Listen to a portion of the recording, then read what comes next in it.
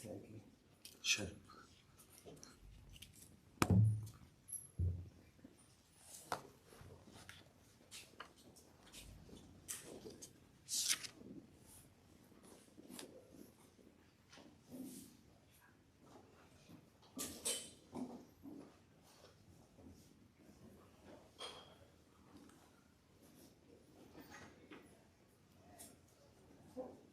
Let us start with the chanting of Omkara thrice.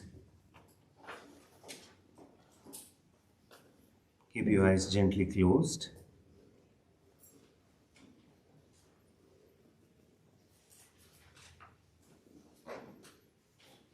Inhale.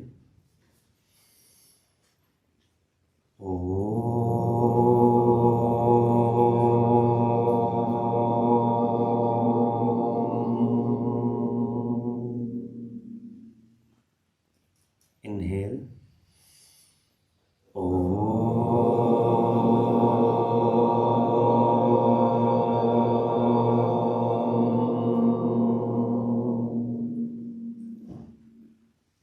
Inhale.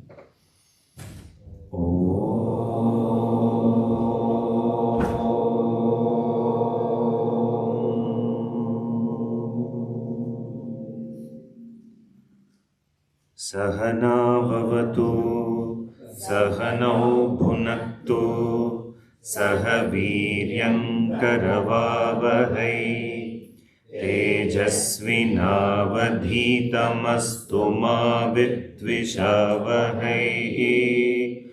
Om Shanti Shanti Shantihi.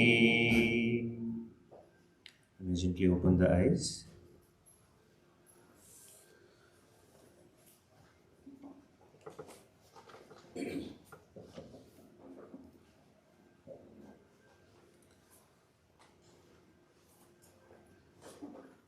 Vedanta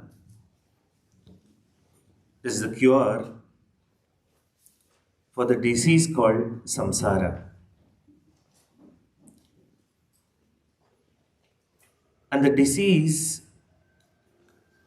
of samsara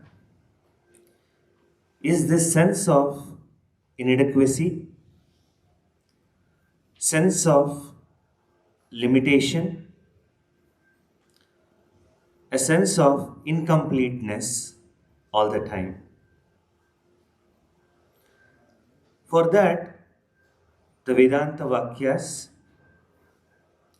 like medicines, help us get out of this disease and to embrace our true nature, which is the fullness itself. And thus, what really happens is swasthyam, or one's true nature, in that sense you may call it health, is restored. And the uniqueness about it is that once you get rid of this disease of samsara, it's not going to come back again. It's not going to come back again. So there is, once you get rid of this disease called samsara, once you get rid of ignorance, there's no need of any more effort. There's no need of any more effort to maintain that health. It's one's own true nature one comes to understand and recognize, and no more effort is required in order to maintain that health. That's the uniqueness of Atmajnanam and the path of Vedanta. So here in this chapter, Janaka is sharing how he restored his health, how he has come to abide in his own true nature. And he says, I am abiding in myself, and in order to get to that, I have let go of all efforts. That's the nididhyasana. No apeksha, no dependency on any other sadhanas. It's purely cognitive recognition and abidance in one's own true nature. That's nididhyasana, and that's what Janaka is sharing. Let us look into the verse. The third verse.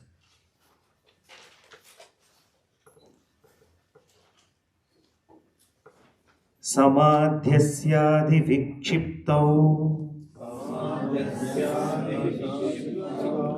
व्यवहारः समाधये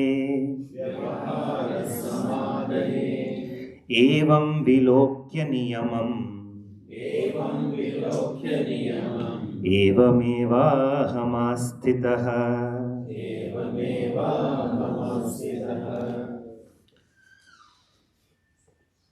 Therefore, thus I am abiding in myself. That's what Janaka is again and again saying.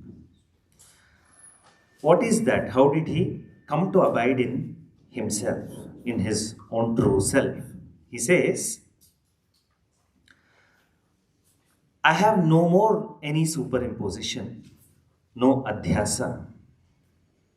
Thus, I do not have to put any effort in order to avoid distractions. He says, distractions are caused by superimpositions. Samadhyasyadi vikshiptaihi. Vikshepa. Distraction or covering of our true nature happens when there is ajnana and when there is adhyasa and when there are a lot of superimpositions. By undertaking all the primary sadhanas of Vedanta, gaining sadhana chatushtaya sampatti, primarily focused on Atmanatma Viveka, and having done Shravana and Manana, now I have no superimpositions, I have no distractions also. You see, we often complain that the mind is distracted. Mind is distracted because it still finds value in many multifarious things. When there is a value for something, the mind goes towards it. If you do not have value for something, your mind simply doesn't go towards it. Mind simply doesn't go towards it. So I share this personal example in some of the classes. You see, there's a street in Bangalore called Brigade Road. So it has a lot of shops and eateries and restaurants and this and that and all that. So when I was in college, even as I'm near that road, the mind used to be very active. Okay, I want to go there. I want to buy this. I want to eat that. I want to do this, that, this. So after many years, I was passing by the same street in Bangalore. I had to go give a talk somewhere. I was passing by the same street. I passed, I had a smile, and I just was looking around. The mind did not say, I want to go there, I want to buy this, I want to eat this. Why? Because no more I have a value for what those stores and restaurants have to offer. I'm sure you all have the same experience in your life with reference to many things that you were involved 10 years back, 25 years back. No more you are involved with those things because there's no more much value for all of it. So when there is no value for external things, then the mind doesn't go here and there. The mind simply doesn't dance. It is clear, it is pure, it's able to abide in the self with the background of Shravana and Manana. So Janaka is telling, Samadhyasyadi vikshiptaihi vyavaharas samadhaye. So now the concentration samadhi, one of the Ashtanga Yoga sadhanas, dhyana, dharana, samadhi, all of it is Ashtanga Yoga sadhana. That you put effort in order to focus the mind. Yoga's chitta vritti nirodha, Patanjali school. So chitta vritti, they want to stall the very chitta vritti. They do not even want a thought to arise in the mind at all. Such is the tight sadhana. Such is the tight sadhana they want to undertake. So in Vedanta, we do not go by it. We do not advise that path. But this yama, niyama, asana, pranayama, pratyahara, dhyana, dharana, samadhi, all of it are universally accepted by all schools. And they interpret to their needs and they take it in. So this Ashtanga Yoga is like mathematics. The physics also uses mathematics. Chemistry also uses mathematics in the way they want. And biology also uses mathematics. So Ashtanga Yoga sadhana is like that. But if you look at all the sadhanas, why is it being done? In order to focus the distracted mind, to gain one-pointed attention, to make the mind stay at a place, and then they go further also. Balatkarena siddhaha, that means you have to put a lot of effort. They put a lot of effort to stall all the mental activities. So that's being done because there are distractions and I undergo it. This state of samadhi where I am putting a lot of effort not to have any thoughts. Not to have any thoughts at all. So there is a limitation to it, that kind of an approach. See, there is still value for things in a person and you are forcibly making the mind and the thoughts to be stalled, to be frozen.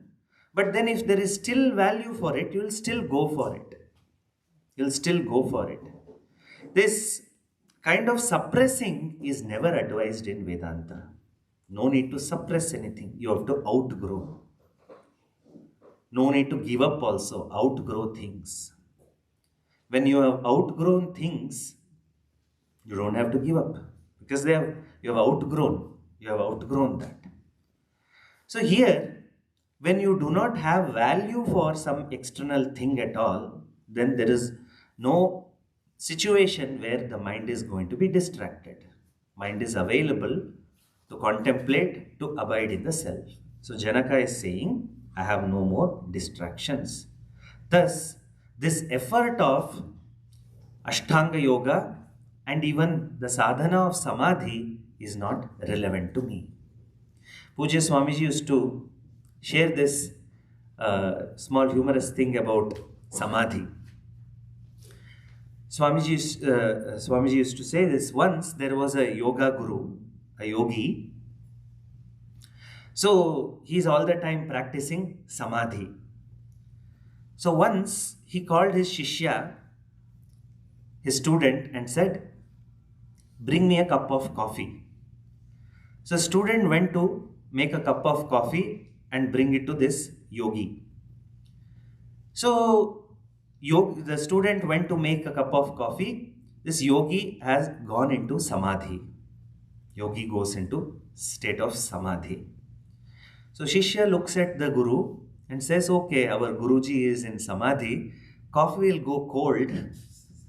Let me just have it and finish it. So the Shishya drank up the coffee. After an hour or so, the yogi, the teacher, comes out of Samadhi and he sees the Shishya. Yes, hey, where is my coffee? There is a big meaning in the small example. What is it?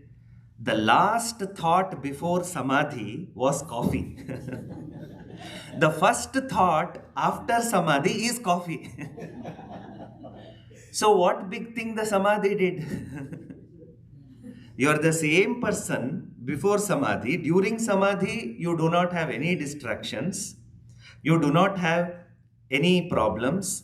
Mind is so focused, there are not even any thoughts. You are in samadhi. You come out, the last thought becomes your first thought. No, it's the limitation. So you have to really outgrow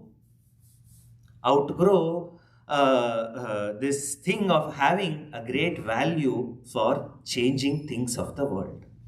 That is Vairagya. That comes with Vairagya. Vairagya, one translation can be giving up, but it doesn't fully convey what Vairagya really is. Vairagya is outgrowing things, outgrowing the need and dependency on things, outgrowing need and dependency on people, outgrowing the need and dependency on situations. That's Vairagya. You see, um, all of us were probably playing with tricycles, bicycles at one point. People were playing with video games and marbles, etc. So, do you still do that? Do you still do? No, none of us do it. So, did you decide one day, oh my God, I'm growing up now, I have to give up bicycle, I have to give up marbles, I have to give up Barbie dolls? Did anybody think like that? Does anybody take a decision like that? No, you simply outgrow. The problem is, certain toys we have outgrown, but in the adult phase, we never outgrow many more things. So we retain it. We retain having value for it. But in another way, if you look at life, nothing much seems to have changed. You see, in childhood, we were playing with plastic mobiles, plastic phones, plastic cars, plastic homes, plastic many kitchen set, and all of that. Now in adult life, they have become real. Real car, real phone, real kitchen, real things, and then lot of people have not outgrown them. They're all the time involved with it. All the time it is there in the heads. In Vedanta class, in everywhere, everything, it's all the time sitting. You just have to outgrow. That's Vairagya. So here is a person, here is a sadhaka in Janaka who has outgrown all distractions, dependencies on all things of the world. So no more mind is distracted. No more mind is distracted. You're driving by a restaurant, you are not distracted by it. Why? Swamiji, it's not that now we cannot digest it. That's why we don't look. So, everybody outgrows. It's not very, Vairagya is not very unique to a sannyasi or one person or 10 people. No. We all have it. But then we must put forth that effort to keep on outgrowing things, people, and situations. Thus, no more mind is distracted. And another thing, in Vedanta, another way to outgrow, another way to lose value, superficial value that we put into the world, is to understand the mithyatvam of the Jagat. To understand that the world is a passing show. To understand that it's just the movie. What happens is, this must be your experience too. We walk into a movie theater, hall, and there is the screen. Still, the movie has not started. I'm giving an Indian example. I haven't watched a movie here, so I hope it's the same. So you walk into the theater, the movie has not yet started. You're looking at the screen. You're talking to your husband, wife, or whoever you went to movie with. You're making a small chit chat, and then you know that this is the screen now. Movie is going to start. But then once you are aware of the screen, you are aware of the presence of the screen. But then the movie starts. You get so involved with the movie. Now, no more you feel that there is a screen behind it. Your whole focus is on the nama rupa, the names and forms, the colors, the sequence on the movie which is on the screen. You lose focus of the screen at all. And they really invoke so many emotions in you. There is a fight scene happening and then you are agitated. There's a romantic scene happening, then you are happy. Then there is some death or something shown on the screen and it invokes some sadness in you. All of it is happening, and all these reactions are coming out of unreal things. In reality, nothing is happening there on the screen, just play of lights. But then you see the power of mithya. The power of mithya, of Namarupa, getting involved with Namarupa into false. False is able to invoke real emotions in me. False is able to touch me. False is able to disturb me. False is able to affect me. So, but if you can see the false as false, it cannot touch you. It cannot touch you. Suppose you have watched a movie, a horror movie. You went and watched the movie. So you saw all of it, you were affected, you were scared, you screamed a couple of times, and all of it, suppose it happened. The next time, again, your friend wants you to watch that same movie with him or her, or daughter or son or spouse. So they again take you to that movie. You say, I have watched it, it's okay, come along, you can watch it another time. Okay, you go again. Will that movie affect you now? No, you know. It doesn't affect you because you know you have gone through that whole thing, whole blessed thing. So it doesn't affect you at all because now you know it was just the play of light and all that. This is the story. You know the plot of the movie. Mainly you know the plot of the movie. So if you really, if you look at the world and understand the plot of it, what is the plot? It's mithya. It's false. Whatever may be happening in life, it's false. Nothing lasts forever. Sydney Shelton. Nothing stays. Nothing remains. If you can appreciate, if you understand that, samsara, the outer world, doesn't cause distraction, doesn't cause reaction, nothing. You are. You just navigate through the passing show. Next verse, Ashtavakra Janaka will discuss that. So with reference to this verse, Janaka says, an effort has to be made, an effort like Ashtanga Yoga, an effort like Samadhi has to be made when there are distractions for me. When there are no distractions, I need not undertake this sadhana of Samadhi at all. There is no need. There is no need for it. So I've outgrown even this sadhana of Samadhi because I have outgrown the world. I have no value for distractions of the world. There are no more distractions. They are just a passing show. And I am in this state. I'm in this state of understanding is because I have no superimpositions. Adhyasa. Adhyasa means superimposition. What in Shankaracharya defines this as atasmin tad buddhihi. In what is not you, you have the sense of I. In false, you have the truth buddhi. You feel the false as true. In the not I, you have the sense of I. The body, you have invested the entire sense of I into the body. Forget body, we have the I and me sense in all the objects we hold as ours. We hold as ours. So it goes on extending and extending. I like to give this example from Naishkarmya Siddhi.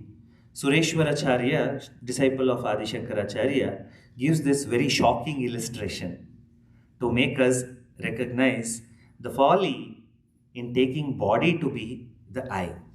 He says, there is food and you don't have the sense of I in the food.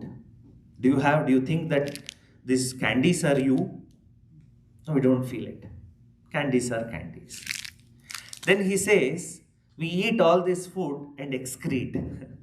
Do you have a sense of I in the excreta?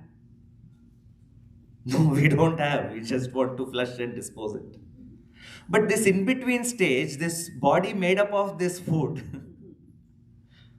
intermediate stage of this food. Body is what? Intermediate stage of food and excreta, two things, two ends. And the body is the intermediate stage. Why do you have such a strong sense of I in this intermediate stage of food?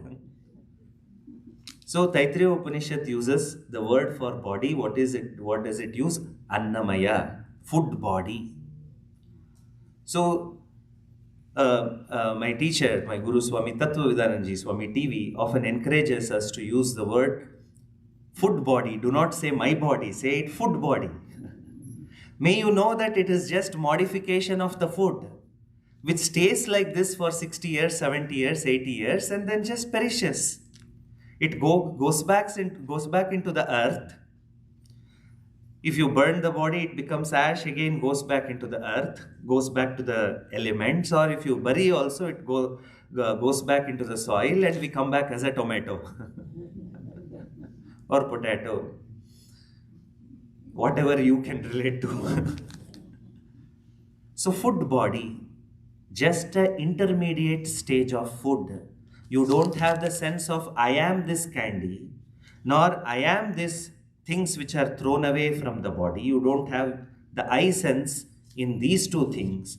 Why do you have such a strong I sense in the intermediate stage, which is the body? If you recognize this, you can appreciate this. Nothing is a distraction. One outgrows all distractions by Vairagya. One outgrows all distractions, all things of the world through Viveka, by understanding that they are impermanent. Thus, one is established as Atma, the Sakshi, the witness to all of it. I am the Sakshi and I abide every moment as the Sakshi. To the passing show called, to the movie called the world. To the movie called the world, where this body and the personality is also one of the actors in this big movie called life.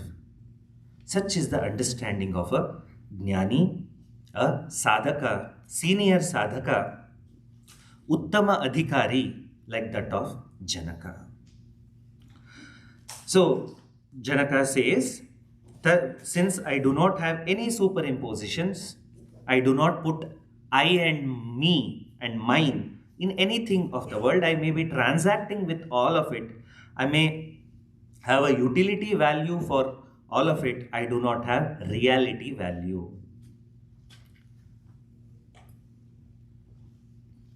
So he says, Evameva aham astitaha. In this manner, I come to abide in myself. I have come to abide in myself. So, the takeaway point from this verse, the third verse, is that if you do not have distractions, there is no need to undertake any sadhana like samadhi, etc. You simply abide in yourself. And that is achieved when you have no adhyasa, no superimpositions. Moving further.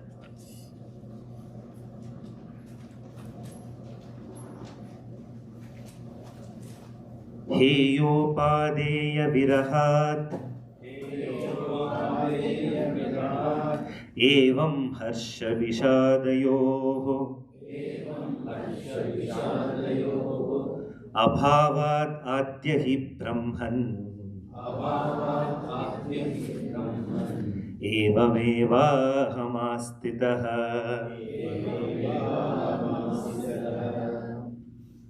Janaka says, therefore, having gained this, I am abiding in myself. As I said yesterday, abiding in oneself simply can mean developing a mind which is able to Be as Sakshi, an abiding mind, an undistracted mind, a mind which has lost value for all the things of the world. Such a mind. So now, Janaka says, I do not find anything in the world as heyopadeya, nothing as acceptable, nothing as unacceptable. I do not have these mental categories at all as acceptable, non-acceptable. In other words, likes and dislikes. I do not have this category at all in my mind. It is a possibility to live such a life where you do not have this category, where you simply accept what comes to you. You simply are okay in the way the life unfolds. You make an effort, it's okay. You do not make an effort, it's okay. Such can be the life. So he says, Janaka is saying now, in the heyopadeya virahat, in the absence of these categories, both as acceptable, non-acceptable, rejecting, accepting, I have no category at all. Thus, I do not have joy and sorrow also. You see how beautiful this is. When you do not have the category of likes and dislikes, strong likes and dislikes in your mind, you will also not have the category of dukkha and sukha. Because you're fine. You're fine with anything. You're fine with anything. So, the sadhana to come to this is to start small. Always I say this. Start small. Small situations. Do not aim for very, very big accepting very big situations. Big things. Somebody gives you a cup of coffee. Start accepting as it is. You make a dish and put it on your own plate. Accept that as it is. Accept that as it is. Everything. Start small. Salt is a little less in something. Try to accept it as it is. Today morning, Amma brought me bhiksha, but I put little salt today. But be in the situation where you do not accept or reject anything. Just taking in. Losing those categories also, acceptance and rejection. You simply undergo the flow of life. Simply undergo the flow of life. So many times people ask me, Swamiji, what is your preference? I say, no, I take everything. I really take everything. Any vegetarian food you put on my plate, I will take it. No preference. No preference. Few years back, I was teaching Vedanta camp in Rishikesh, our Swami Dayananda ashram. So one of our students from Portugal, she brought me a bar of dark chocolate. So I took it. Oh, really nice. Very nice. I like it. I said that and I took it. Now the word went around. Swamiji likes dark chocolate. Because sometimes people ask, oh, Swamiji, do you like it? Oh, yes, I like it. Take it. I took it in.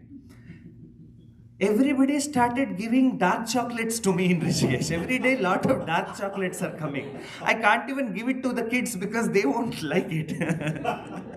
But dark chocolates after dark chocolates are coming in. The Chinese whisper happened so much that the story was also attached. The Swamiji has diabetes, so he is taking that.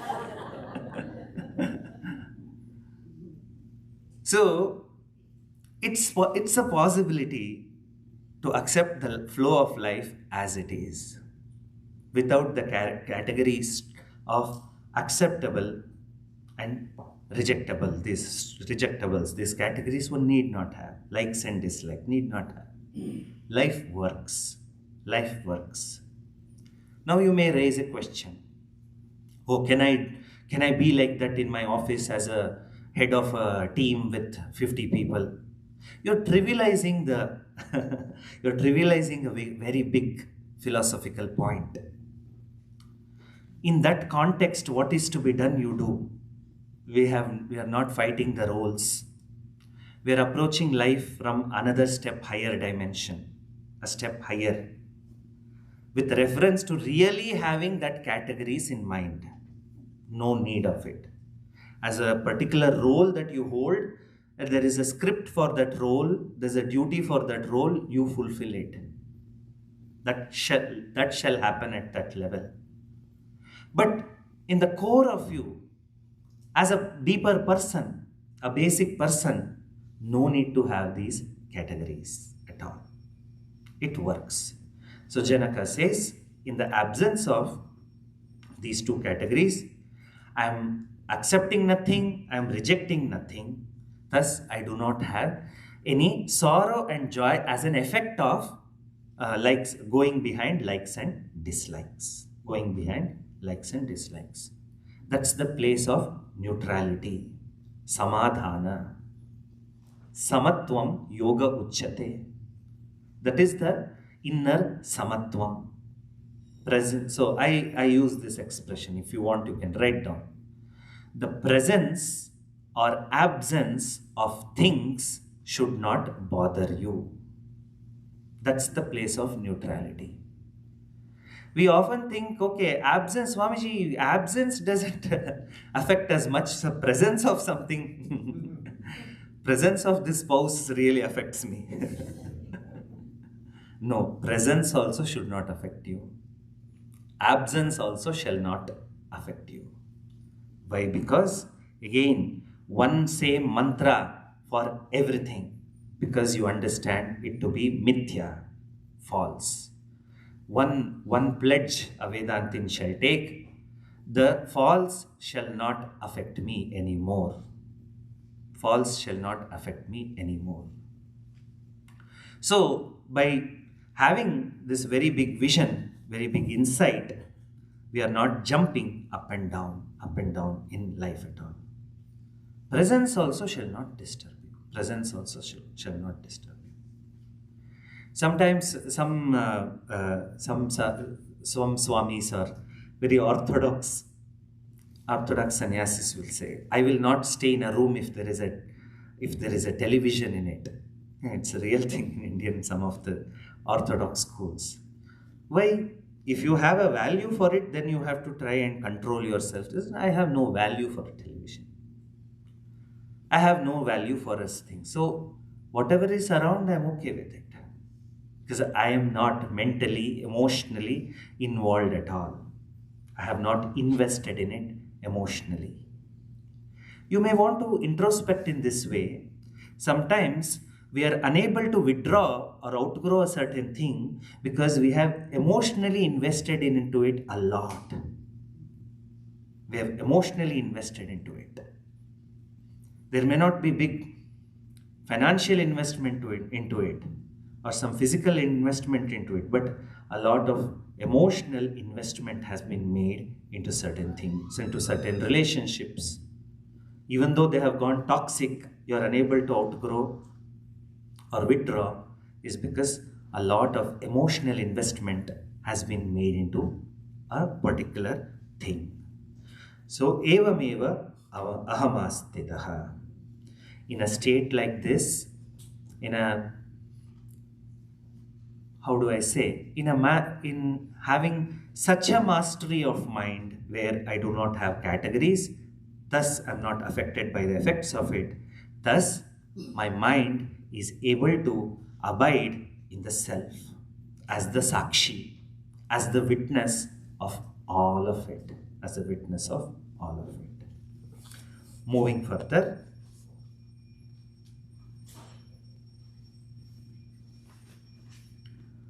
ashramanashramam dhyanam chitta-svikritavarjanam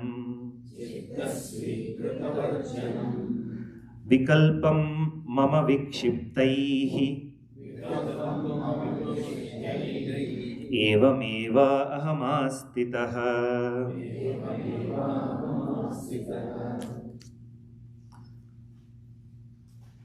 I see, now Janaka is saying, I see every identification as a distraction. Any identification as a distraction. And that identification comes up because of the ego. He says, I'm not identified with any particular stage or phase of life. Ashrama, anashrama. So 4 ashramas are discussed in the Shastras. The Brahmacharya, from the birth until the age of 12. So in the previous Indian system, in our Hindu system, there was homeschooling up to the age of 12. Homeschooling is not some new concept. So up till the age of 12, kids used to stay in the home and get educated by the parents or the family. 0 to 12, kids used to be at home, Brahmacharya. 12 to 24,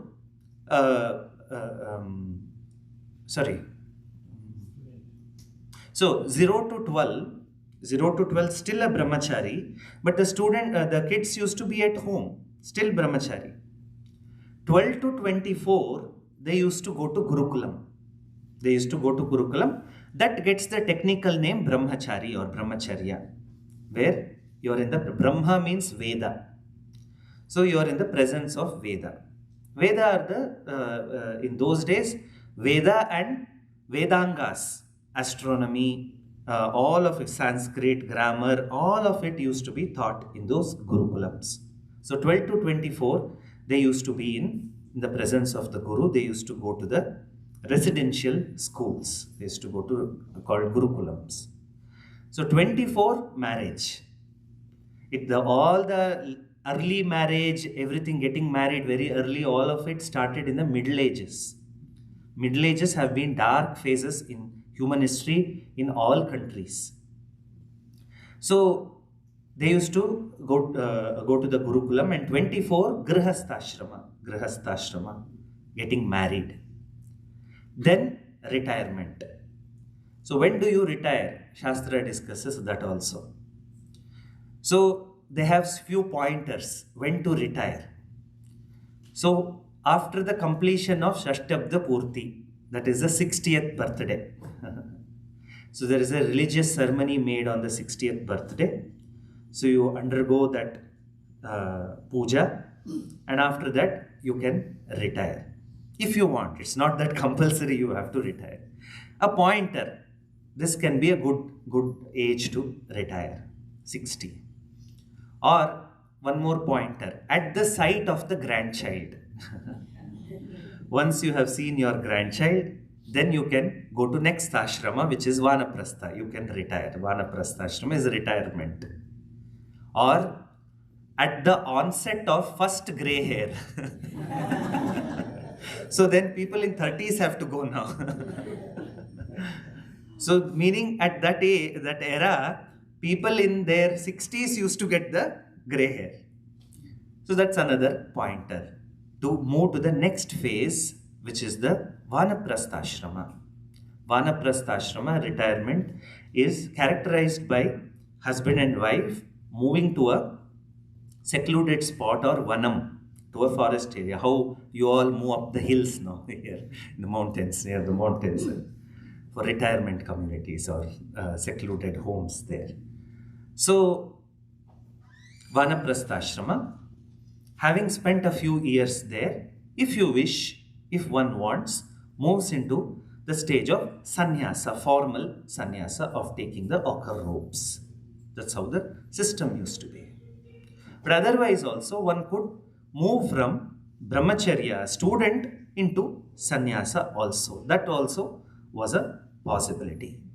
But now Janaka is saying that identification with a particular stage of life, an ashrama, is also a distraction. I am not identified as a grihastha. I am not identifying myself as a sannyasi, as a brahmachari, I have no identifications at all. He says, even that is a burden. I have no such identity etched in my mind. I have no focus on the ashrama. Because see, we get asked these questions. Swamiji, how can a grihastha progress in Vedanta? A grihastha can never progress in Vedanta. Who can progress in Vedanta? A mumukshu can progress in Vedanta. A jignasu can progress in Vedanta. If you are so identified yourself as a grihastha, as a householder, or a married person cannot evolve and progress in Vedanta. But who can progress in Vedanta? A seeker can progress in Vedanta. A seeker of knowledge, mumukshu. One who is seeking jnanam, jignasu, he or she can progress in the path. Not a person identified as I am grihastha, I am sannyasi. Sannyasi also cannot progress in the path of self-knowledge, but a jignasu, an inner jignasu, mukshu, can progress on the path. So Janaka says, I have no such no such identifications, and because of this, in the Shastras, there are certain duties, rituals, sadhanas prescribed for each and every stage. A brahmachari shall do these rituals, these prayers. A grihastha shall do, a householder shall do these rituals. A vanaprasthi shall do these meditations. A sannyasi shall chant this and do these meditations. None of it are my rules for me anymore, because I use those rules, I evolved, now I have outgrown those rules. See, all these stages of life and rules prescribed to each and every stage are done only to make us grow. So in India, on the either sides of the road, there has been a central government initiative to plant trees or saplings on the either sides of the road. So what they do is, they put a sapling which is about 2 feet or 3 feet high. At that stage they put that sapling, and they put a metal guard, a metal cage around the sapling. Why is it done? So that a cow which is passing by doesn't eat up the leaves. So that a young irresponsible teenager who is walking doesn't pluck the leaves. They do that there all the time. They simply, for no reason, they'll just pluck a leaf. So it dies. Or a vehicle doesn't pass on it, so that it dies. We don't want that. So a metal structure, a cage, is put around that plant, around that sapling, so that it grows for a few years. After that, can you retain that cage? The plant outgrows the cage also. So after a point, they remove that metal structure. So then this sapling grows to be a very tall tree. The very tree in its sapling stage could be eaten up by a cow, becomes a shelter, as a place where the cow rests in the shadow of the tree. Or these young fellows who could have played around with the plant, they have a place to sit and eat lunch, or just sit there and talk. The vehicles, if they want some shade, they can also park there. So if you had that metal structure all around the tree all the time, it will stunt its very growth. So after a stage, it is taken out also. So the rules identifying oneself with certain ashramas are required in the initial stages, but then one must outgrow that identification that I am a householder, I am a sannyasi, I am a brahmachari. No such thing required. So, Janaka says, identifying with a stage and keeping myself busy and involved with certain sadhanas of meditation, dhyana, prayers, etc., prescribed to that particular stage are a distraction for me. Now, I have now outgrown all of it. Now, I do not identify myself as as with reference to any stage. I identify myself as the Atma Jyoti, as the Sakshi Chaitanya. Atma Sakshi Vibhuv Purnam. I understand. I recognize myself to be this Atma Chaitanya, Purnaha, with no connection whatsoever with stages of life, with age of the body, with ethnicity, with religion, community. I have no such affiliations in me, thus I am abiding in myself.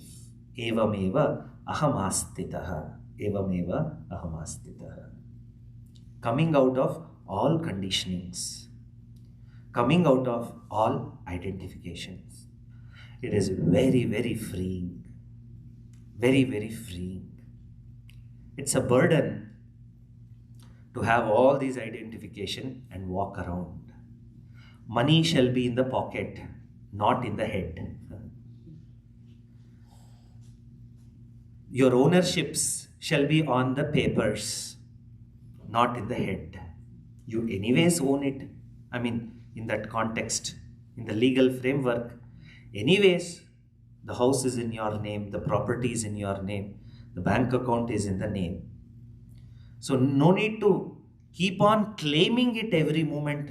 It's anyways in the legal framework, in this personality's name. I won't say person's name, personality's name. Anyways, it is there.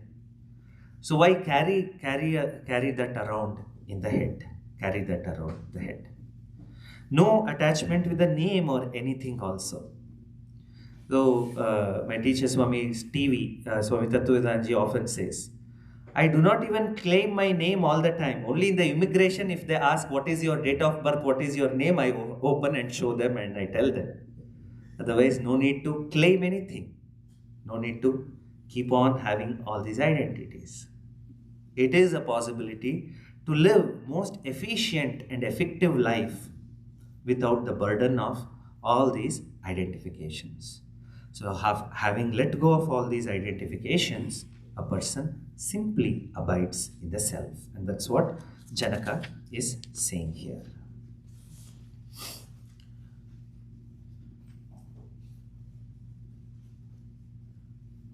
Karmanushthanam ajnanat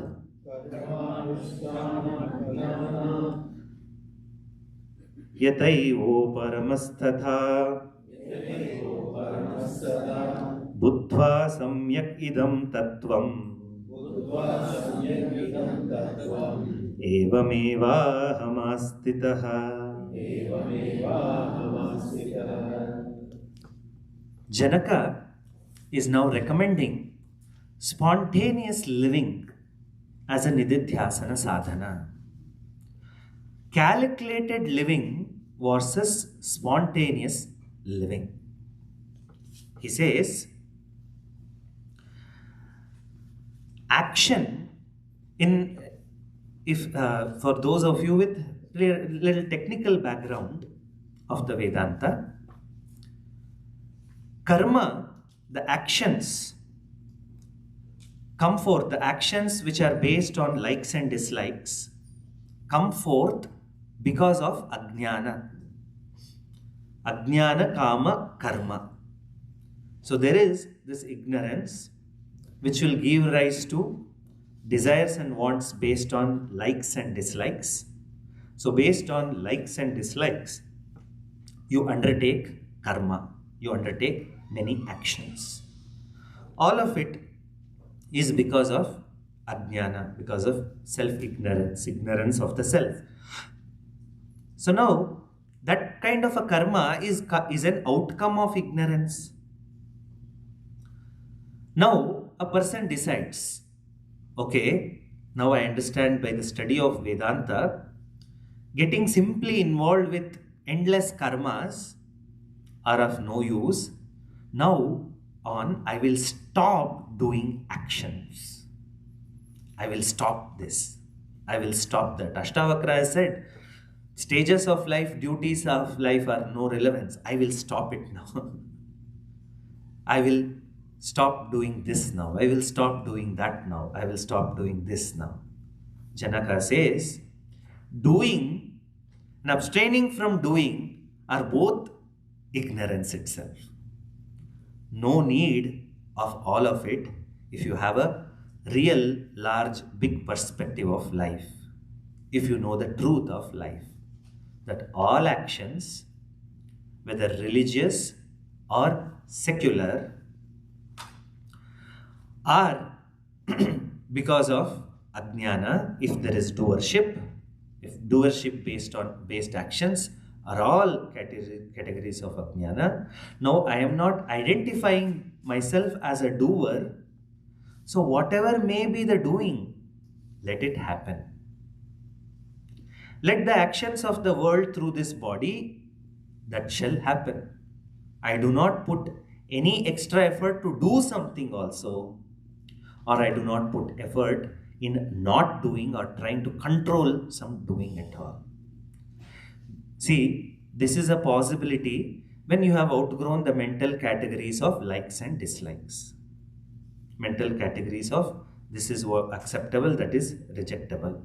And that is not there, life becomes very, very spontaneous. Becomes very peaceful, a very good flow and spontaneous. Elsewhere, Ashtavakra gives this beautiful illustration. The life of such a person will be like that of dry leaf. Having understood, having got this vision, how will be the life of such a person? The life of such a person will be like the journey of a dry leaf. The leaf has served its purpose in the world. Now it has separated from the tree of samsara. Now there is a beauty to the way that that dry leaf is moving. There is no particular agenda for that dry leaf that I should move in this direction itself. Whatever is the direction of the wind, that leaf takes its course. Wherever there is breeze, in whatever direction, it just goes. It just goes with it. There is no doership. There's no doership. No need to consciously do jobs. No need to say, I am a Vedanta student, now I am going to resign. No, if you want to, yeah. But enlightenment, jnanam, abidance in self, is not dependent on your job or stage of life or what you are doing at all, because it has nothing to do with doing and doership. It has nothing to do with it. It has nothing to do with it. So you suit yourself. That's other ball game altogether. But may you understand that jnanam is not dependent on outer at all. It's not dependent on outer at all. So that's what Janaka is saying here. So he says, it is all ignorance if I retain doership and try to do something. And even in saying that, I do not want to do this, you are still retaining the doership. There is no this situation at all. There's no this situation at all. And Janaka says, I know this truth very well. Knowing this truth very well, I am simply abiding in my own true nature. I'm abiding in my own true nature. Achintyam chintyamanopi chintarupam bhajatyasau chintva tadbhavanam tasmad tyaktva tadbhavanam tasmad एवमेवाहमास्थितः.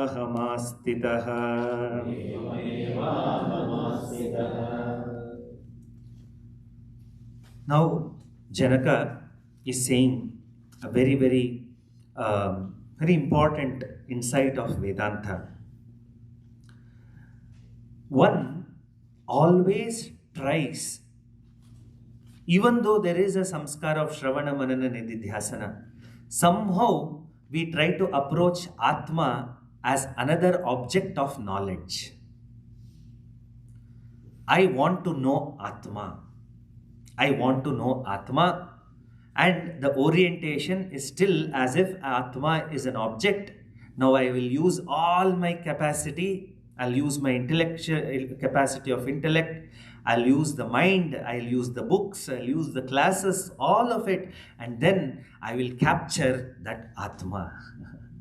I'll capture that Atma. It is not an object of perception. It is not a thing at all. It's not a thing. It is one's own true nature.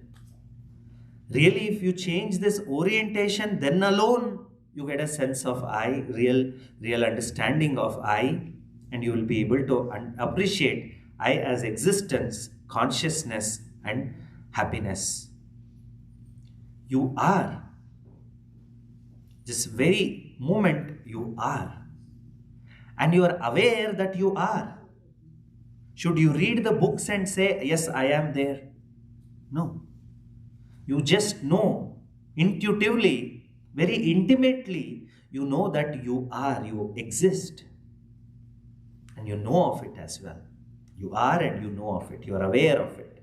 You just are. So you don't need any other means of knowledge in order to appreciate Sat and Chit as you are. But then I am there, I know I am, but I'm identified with the body. I'm identified with the mind. In order to remove this wrong identification, we need the Shastra. We need the means of knowledge to really help us abide in oneself. So, Janaka is saying that a lot of people waste a lot of energy in order to try to capture Atma, which is Achintyam, which is not an object of thought, which is not an object of perception at all. They try all these various sadhanas, and then what do? They think that they make that Achintyam, that which cannot be captured by thought, they make it into a thought and think that, okay, now I know Atma. Now I know Atma. So if you have that kind of understanding of Atma, then one Kenopanishad, those who have studied, one who claims to know, that person doesn't really know. One who claims to know, no. You be. You can be yourself here and now. Let go of all efforts and just be. And just be. So, Janaka says, I have let go of all efforts. I have let go of this mechanical process of thinking in order to know and capture Atma as an object of thought. I am no more having that approach. Thus, I am abiding in myself. Thus, I am abiding in myself. See, I'll share my own experience many years back. So I was in the Himalayas, some beautiful town. It was such beautiful scenery all around. All the mountains, such beautiful trees, such beautiful birds, such beautiful light, that beautiful hills and mountains and all of it. So I took out my smartphone, kept trying to capture one thing after another, one thing after another, one thing after another. Then I felt, my God, what a foolish thing I'm trying to do. This magnificent beauty really cannot be captured. So just put the phone inside the pocket and just opened my eyes and just looked around. It was most profound and just beautiful just to be, just to appreciate. So Atma is not something that can be captured and kept like that in memory. Another thing, Vedanta is not dependent on memory at all. Memory fades as we age. If Atma were to be an object of thought, then you have to remember it. Then you have to remember it. What need to remember? You are all the time. Even a person in dementia, you call that person, he will turn, he or she will turn. Because the sense of I is very, very basic. Very basic. And that has come to the body, and even then, if the memory is not operating, still that setup is still there in that person, in that situation. So it's not dependent on any memory at all. It's not dependent on any memory at all. So having let go of all efforts and understanding, having done Shravana, Manana, Nididhyasana, just in abidance, I have found myself and abiding in my own true nature, and that is the ultimate place to be, is what Janaka is sharing. Evamev kritam yena sakritartho bhavedasau evamev svabhavo yaha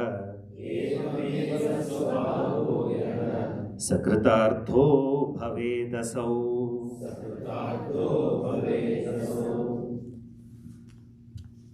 Blessed, Janaka says, blessed is this person. It's truly a blessing. That person is the real blessing to the entire world, who has the taste of what I am talking, who has accomplished this in this very life. What is that accomplishment? Simply letting go of all identifications and just being. Just being. And he says, such a person has fulfilled the very purpose of this life, that such a person has attained fulfillment because of his own true nature, his own divine nature. So Atmanyevatmana tushtaha. That Atma alone has blessed this person to be in this stage where there is total clarity. Total clarity of understanding, no doubt, no ignorance, and no attachment with reference to false.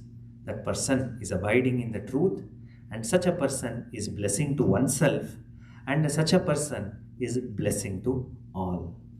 Blessing to all. So that is what Janaka is sharing. So I've given a very concise commentaries on last few verses so that we have a sense of completing the text in this short 3 days of talk.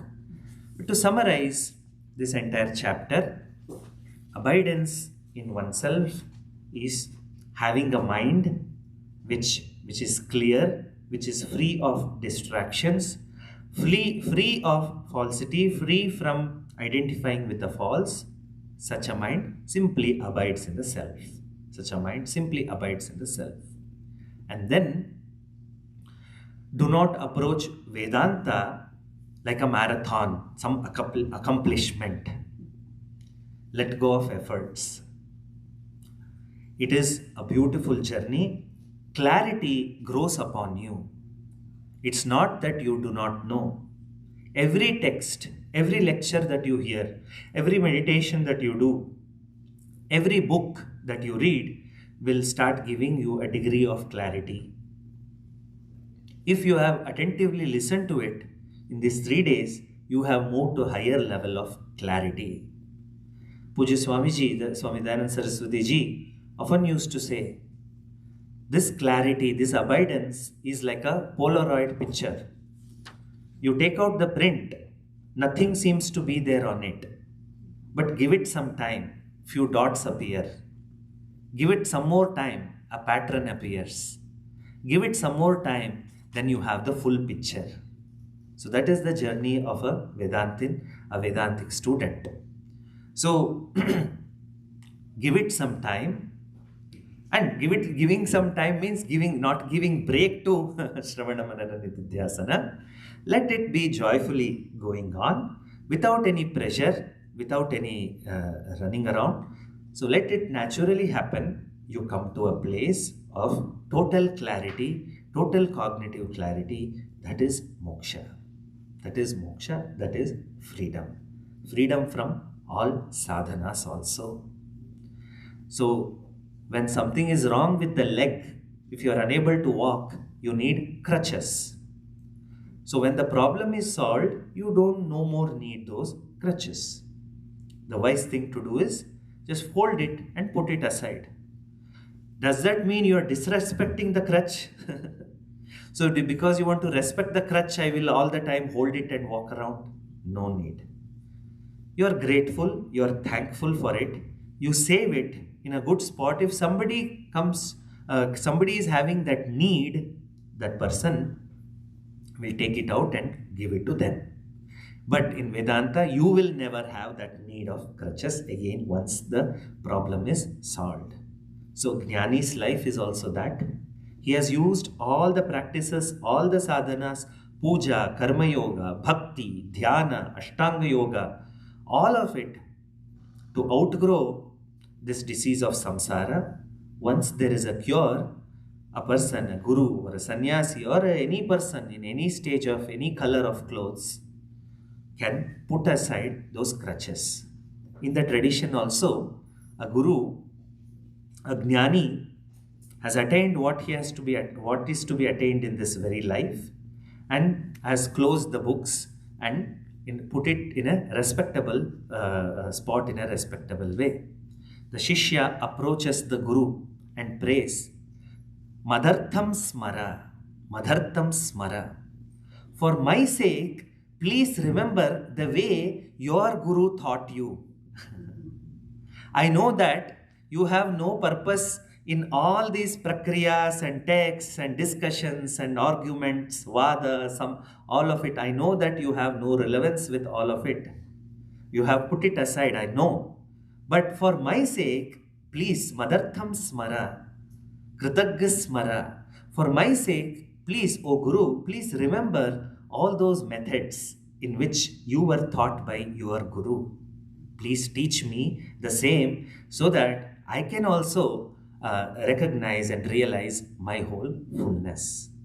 So, the 12th chapter of Ashtavakra Gita, in Janaka, the student is sharing with his teacher his own Purnatvam. How all that he was taught has worked and how he has taken in, internalized it, and finally is out of the disease of incompleteness. That is what Janaka is sharing. Ashtavakra Gita, unlike many other texts, is very, very direct. Is very direct. It doesn't hesitate to tell the truth at all. It is not going around, beating around the bush in presenting the topic. Many times Upanishad does it. It wants us to stay focused because that is the Shravana. There is a method, there is a reason for it. Ashtavakra is very unique in his approach. So Pujya Gurudev, Swami Chinmayananda ji says, the Upanishads, what he says, I'll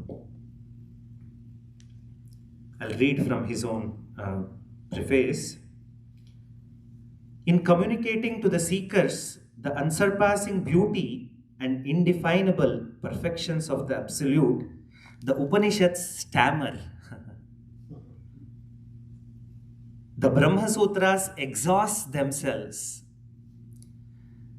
The Bhagavad Gita shies away. But Ashtavakra, in his roaring lion-like voice, presents this truth directly for our own benefit. For our own benefit. As I said in the starting of the class also, it presupposes some exposure to Vedanta. With that, you will truly be able to appreciate this song of Ashtavakra Gita in one pitch, one voice, throughout the text, throughout all the multiple chapters. It's only in one tone he sings, only one pitch. As if singing one raga, like how in Hindustani and Carnatic music and all, one raga is elaborate, stretched and stretched and stretched and stretched and stretched, like some Italian cheese. So it is done like that, thus giving us this grand insight of Purnatvam, grand insight of perfection of Purnatvam that we are. That's the vision of Ashtavakra. So I invoke the blessings of the entire Guru Parampara. May your sadhanas of Shravana, Manana, Nididhyasana be filled with enthusiasm. May the Guru's grace, Bhagavan's grace help you, and your own efforts, a lot of your own efforts.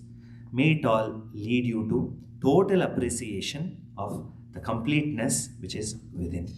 Hari Om Tat Sat. So I'll take a couple of questions and then we'll have a short meditation and conclude today's session. Once a state of peacefulness and calmness is achieved, the interest in gossips, desire to do frivolous talks have decreased, but seems to be stuck in a vacuum, as I am yet to find sustainable inner peace and happiness. How do I stay put to find ultimate happiness? It's like kind of awkward state where I don't belong anywhere. Very honest assessment of oneself, very introspective, honest assessment of oneself. Yeah, it happens. You see, we have recognized the folly in all this, just simply simple meaningless socialization. There can be meaningful socialization also, there could be meaningful conversations also, but if you have understood the limitation of this unnecessary simply waste of time kind of conversations, you stay away with it. Then there's a vacuum, there seems to be an inner vacuum, very much understandable. So kind of we have detached, but we do not know how to go about. So Pujya Swami Chinmayanand Ji gives this method. He says, in order to detach, attach yourself to something higher. Then you will not be in intermediate stage. So no doubt you have detached yourself from something, but there will be inner void and vacuum. If you allow it to just be, then something else gets filled up there. We do not want that situation to be. So may you be focused more and more on Shravana Manana Nididhyasana. Let that be your anchor. And if there is a need for people to have right conversations, then satsang is the place. Then the classes are the place. So here our teacher from our Sampradaya, Sri Vijay Kapoorji, is having continuous Vedanta classes. That's the place to join. That's the group to be. And you are welcome to attend our classes in Arshavidya Gurukulam, Silversburg, Pennsylvania too. So that you can be in the Sangha, people of right company, so that whenever there is a human need of socialization, it is constructive, it is meaningful, it is useful, and one can learn from each other's life as well when you are in a satsanga. Yeah.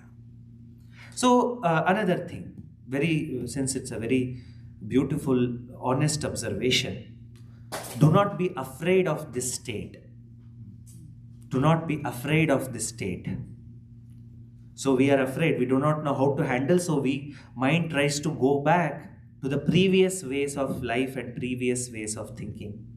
Stay put. So that is the Upanishad's dhiraha. A courageous person alone will be able to walk and reach the other end. So be courageous, take strength.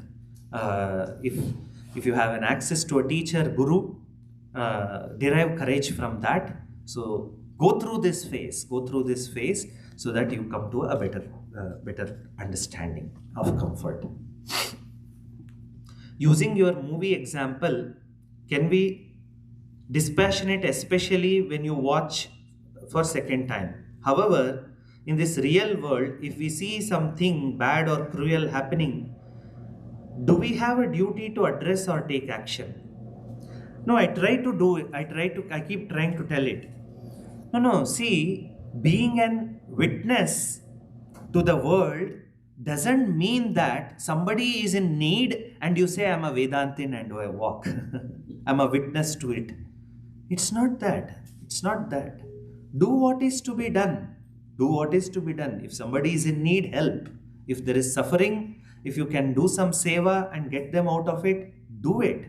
But yet, do not be identified with that doing and doership, even with a good act also. And to be a Vedantin is what? You are the Sakshi, you are that one consciousness.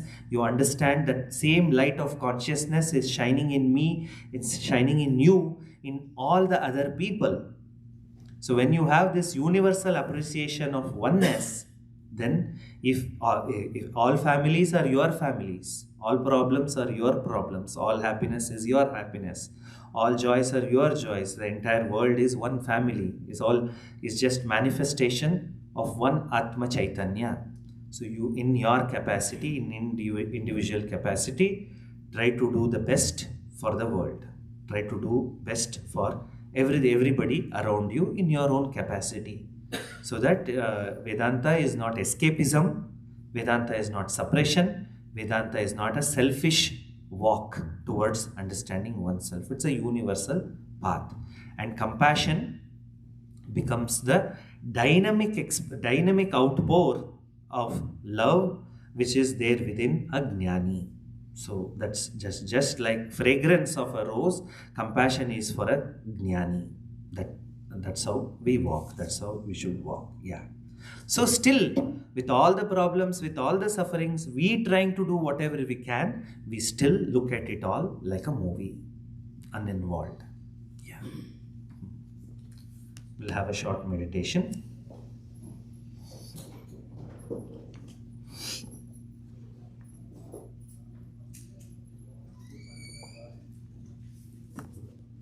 More of an affirmation. We have less time. Just spend 5 minutes in a short meditation. Take a relaxed posture. Eyes are gently closed.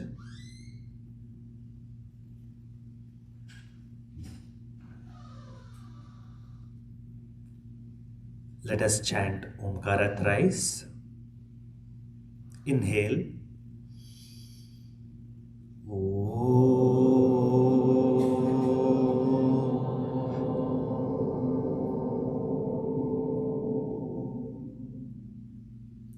Inhale.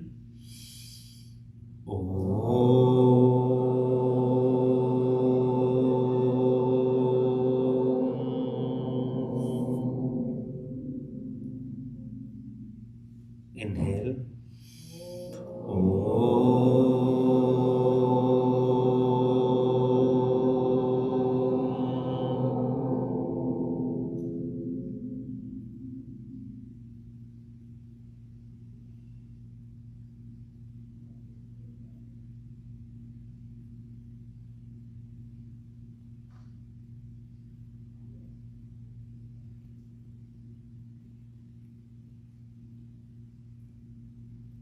Just be a watcher.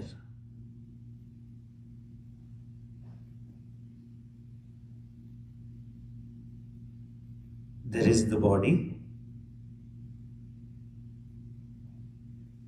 You're watching the body.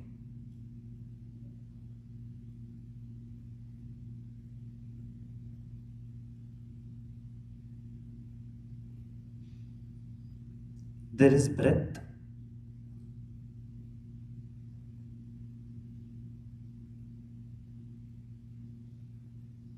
You're a watcher of the breath.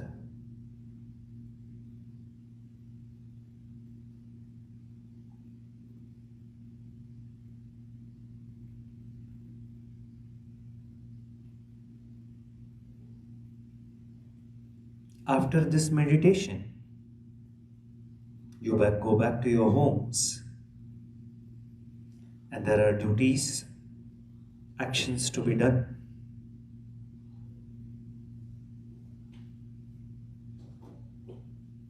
Watch them. Let it happen. You can still watch the whole happening.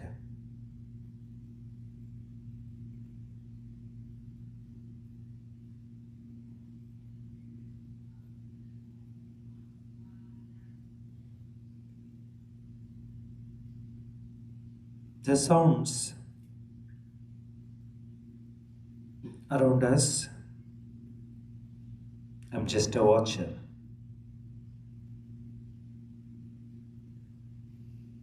No need to accept them. No need to reject them.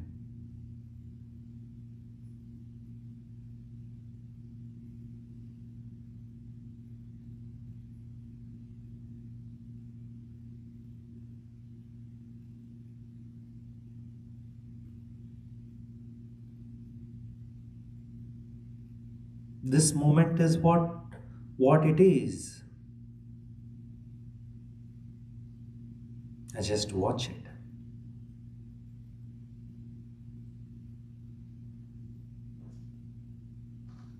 I move a step further than even acceptance.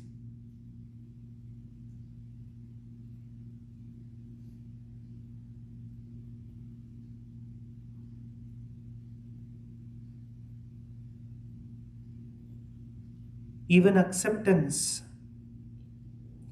may have a tinge of that you do not want something, but yet I accept.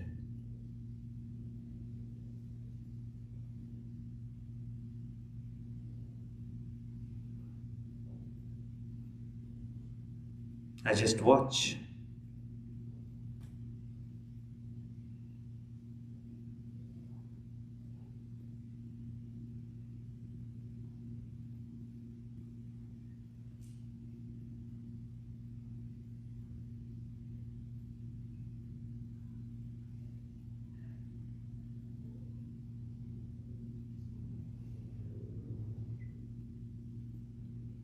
Just as you are on the seashore watching the waves,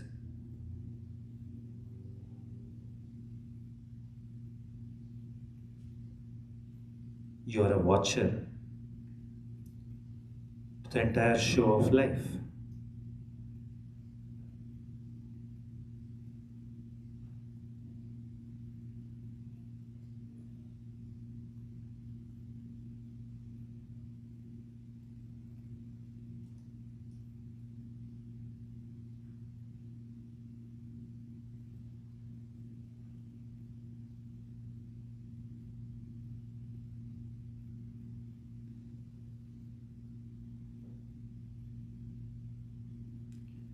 The body has a name,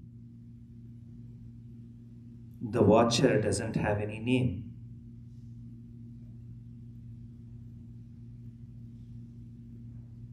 The witness, Sakshi, just an expression.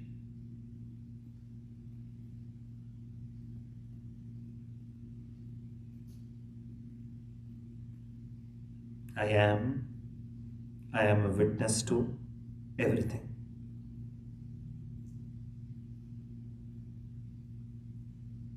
The body has a shape. The watcher doesn't have any shape. Body has a color.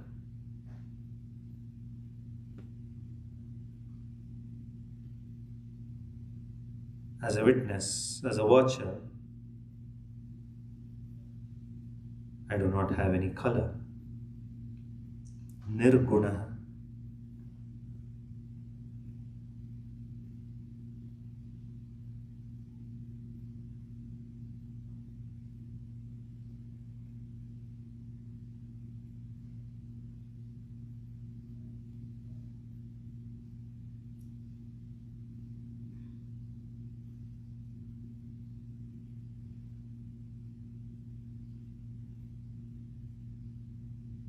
All problems are there with reference to the body and the world. I simply watch.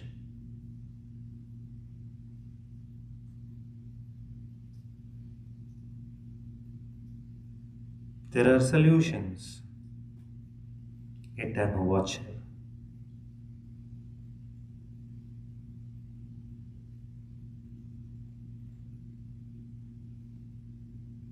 There are acts of kindness, acts of love, actions based on duties and responsibilities. I'm just a watcher of all those actions.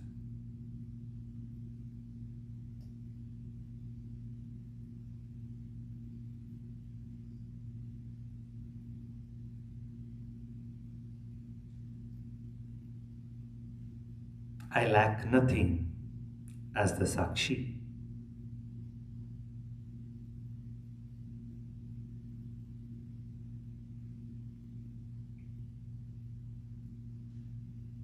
I'm like that of the movie screen.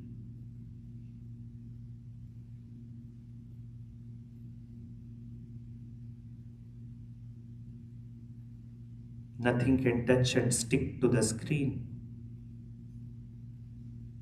Scenes after scenes, sounds after sounds, colors after colors. Nothing sticks. Nothing sticks to the witness. It's the same witnessing awareness, timeless witnessing awareness. Witness to the 30, 40, 60 years of the body.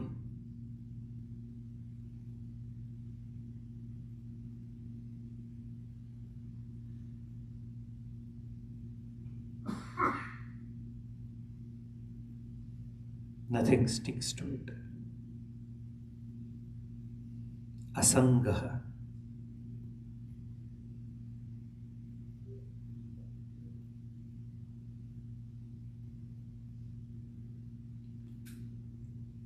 Asangoham, asangoham, asangoham punah punah.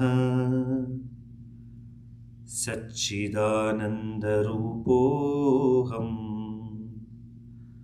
ahameva hamavyayah.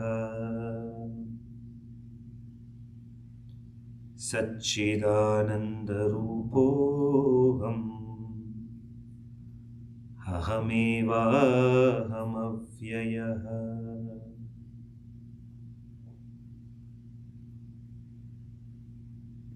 Manobhutyahankar chittaniham nacha shrotra jihve nacha ghrana netre nacha vyoma bhumir na tejo na vayuh Chidanandarupah Shivoham Shivoham Shivoham Shivoham.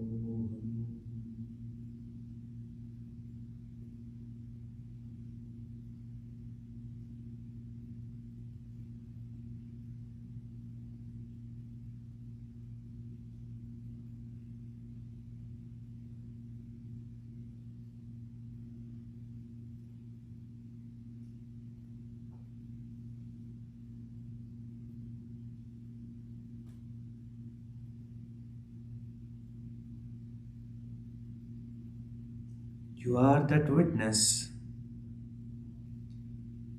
witness to the entire world, whatever you see through your eyes, even after this meditation.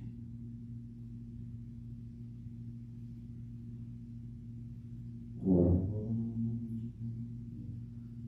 Om. Om.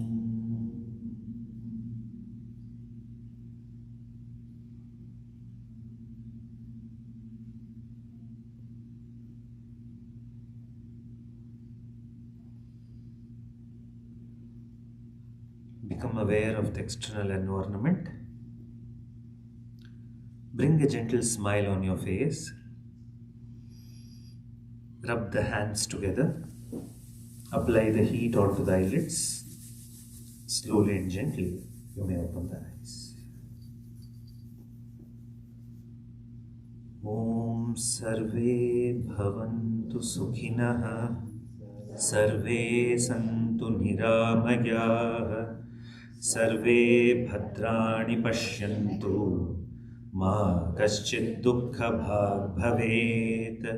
Om Shanti Shanti Shanti. Harihi Om Shri Gurubhyo Namaha. Harihi Om. Hari Om Tat Sat.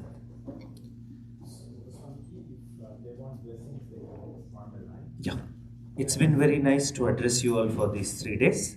So so my number is there on the email, on the inner light brochures, the booklets that you might have taken, or even the bookmarks that I'm going to be giving has it. So welcome to write any questions or anything. Any further Zoom classes or other things will be announcing through the various medias as well. So Hari Om. Namaste. So if anybody want to read that, there. So if you write a check or whatever. Why don't we all have a picture together? I would like that. So